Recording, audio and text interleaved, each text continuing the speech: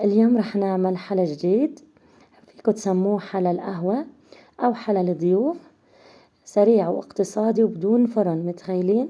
ومكونات متوفرة في كل بيت، ما رح تحتاجوا شي من برا إن شاء الله.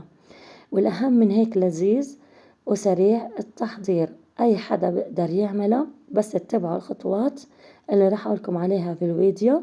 رح نحكي المكونات كاملة، ورح نحكي طريقة التحضير بالتفصيل، وقولوا لي مين جربوا واكتبوا لي. ويلا نبدأ بسم الله. في البداية رح نحتاج إلى أي نوع بسكوت متوفر عندكم في البيت. أنا رح استخدم هذا البسكوت الخالي. أول شي رح نطحنه في محضرة الطعام.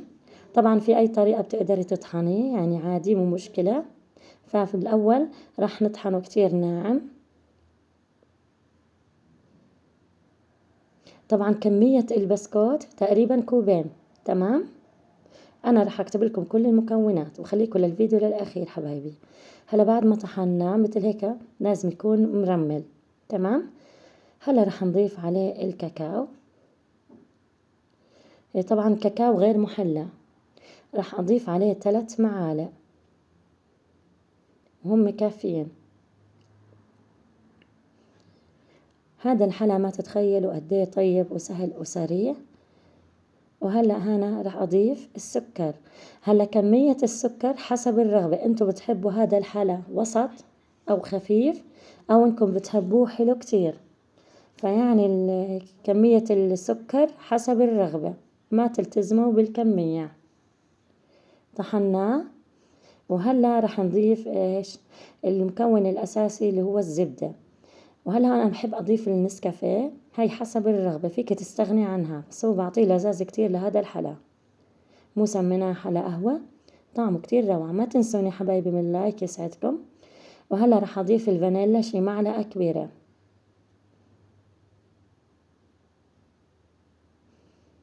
طبعا قلت الزبدة مو مشكلة، هلا بنحطها. هلا مقدار الزبدة رح يكون ربع كوب. هلا هون أنا استخدمت زبدة نباتية، فيك تستخدمي زبدة حيوانية أو أي نوع بتفضلي، بنسيحه على الغاز. هذه هي كل كمية الزبدة، هي اللي راح تساعد انه الحلا يتماسك، يعني راح يكون سهل تشكيله، وبنفس الوقت ما يكون كتير، يعني مثل ما انتم شفتوا تقريبا 3 معالق او ربع الكوب، مو كتير. وهلا هون انا دوبت حليب بمي فاترة لحتى اني اعجن البسكوت. هلا الكمية هون تقديرية، يعني ما رح اضيف كل الكاسة، ضفت بالتدريج وبلشت أعجن. هلا أنا على أمانة أخذت معي شي 4 معالق حليب سائل. ليش؟ لأني أنا بدي أشكلها، عرفتوا؟ هلا هون هيك صارت معي عجينة، إني لميت العجينة. شوفوا كيف هي متماسكة معي. ليش؟ لأني أنا ما كترت حليب سائل، عرفتوا؟ من السوائل. هلا شو راح نعمل؟ راح اغطيها واحطها بالثلاجة بس 5 دقايق او 10 دقايق، ما بتاخد اكتر من هيك، بس انه البسكوت يتشرب السوائل. طبعا هدول اللي انتم شايفينهم افكار للتزيين، عم بقترحها عليكم، شو ما تحبوا زينوا، هو حسب الرغبة، شو ما بتحبوا زينوا. انا رح استخدم زبدة اللوتس، كتير بحبوها اولاد زبدة اللوتس. هلا هون بعد ما طلعتها من الثلاجة اخذت معي 10 دقايق.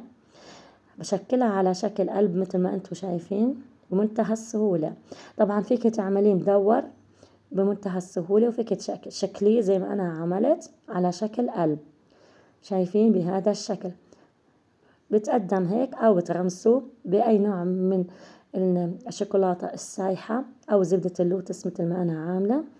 هلا هون بدي أحكي نصيحة، إنه بعد ما تحطوه بزبدة اللوتس لازم تفردوا ورقة زبدة حتى تقدروا تتحكموا انه تقدروا تشيلوا البسكوت، عرفتوا؟ هو تقريبا مثل البسكوت. فيعني بتفردوا ورقة زبدة على البسكوت على صينية، وبتحطوا البسكوت فوقيها وبتشكلوا على راحتكم. وطبعا بندخلوا الثلاجة شي ربع ساعة لحتى انه يتماسك، الزينة تتماسك، عرفتوا؟ وبس والله كتير سهل، شفتوا؟ ما بغلب. والأهم من هيك إنه لذيذ، وأي شي ضيف إجا عندك بتقدمي له إياه.